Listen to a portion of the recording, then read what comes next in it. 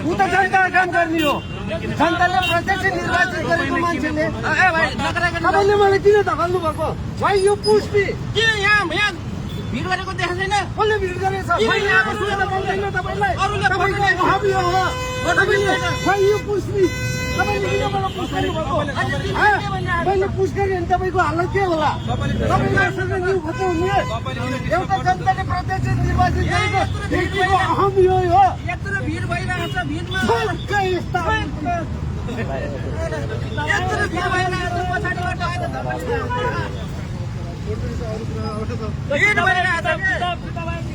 भिडमा त कमसेकम भिड कम गर्नुपर्छ नि एउटा पालो सकेपछि अर्को पालो आउँछ भिड मैले भनेको पालो पालो आफ्नो काम गरेर जानु भएको राम्रो काम सपोर्ट गर्ने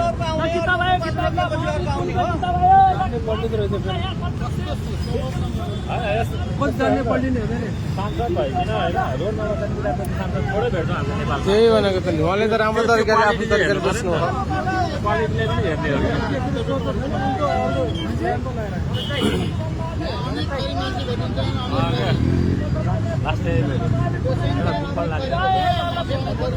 किताब त किन्नै पर्यो क्या किताब किन्नुहुन्छ हजुरहरू त्यही भन्न चाहनुहुन्छ